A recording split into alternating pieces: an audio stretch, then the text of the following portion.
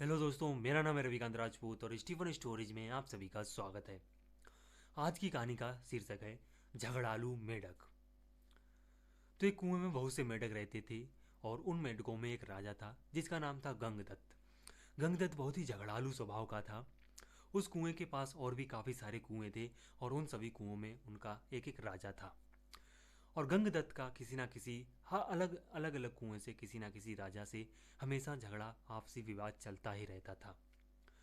गंगदत्त जब भी कोई गलत काम करने जाता तो जो उसकी कुएं के जो बुद्धिमान और सयाने मेढक थे वे उसे रोकने की कोशिश करते। तो गंगदत्त मौका मिलते ही अपने पाले हुए गुंडों से उन सयाने मेढकों को पिटवा देता था।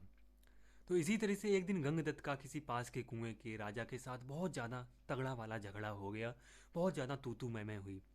तो गंगदत्त जब अपने कुएं में लौट कर आया और अपने लोगों को बताया कि उसके पास वाले कुएं के राजा ने बहुत ही ज़्यादा उसका अपमान किया है, चलो उस पर हमला करते हैं।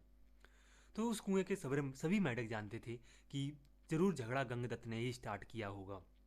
तो सभी लोगों में से सब कोई भी मतलब युद्ध करने के लिए तैयार नहीं था। उन्होंने गंगदत्त से बोला कि महाराज, उस कुएं के मेढक काफ़ी ज़्यादा बलशाली हैं और उनकी संख्या हम लोगों से डबल है। हम लोग उन पर आक्रमण नहीं कर सकते, हम लोग उनसे नहीं जीत सकते। इस तरीके से जो वो मेंढक था वो अपनी प्रजा से लेकर अपने सैनिकों से लेकर बड़ा ही नाराज हुआ और उसके अंदर बड़ी द्वेष भावना आ गई।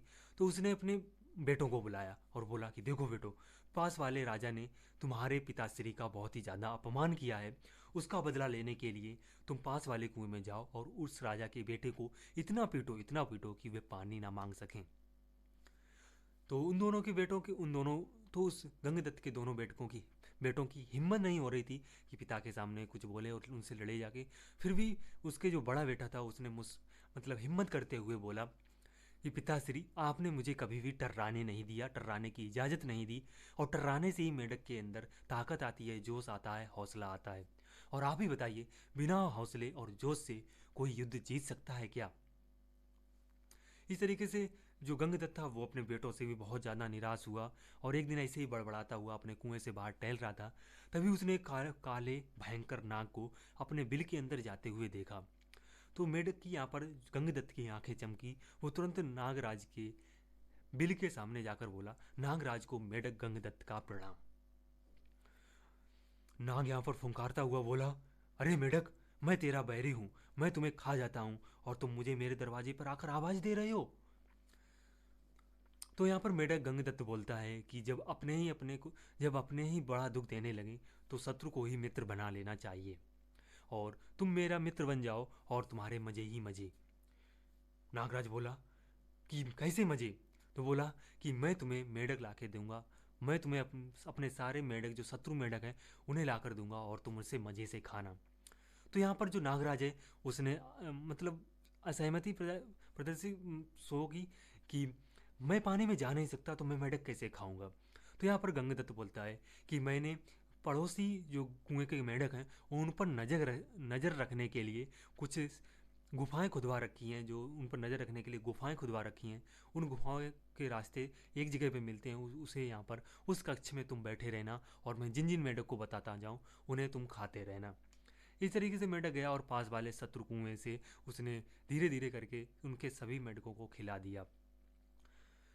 जब उस कुएं के मेढक सारे खत्म हो गए तो नाग ने फुंकार भरकर कहा कि कहाँ है मेढक और कहाँ खाना है? मुझे अब 24 घंटे पेट भरे रहने की आदत पड़ गई है, अब मुझे और मेढक दो।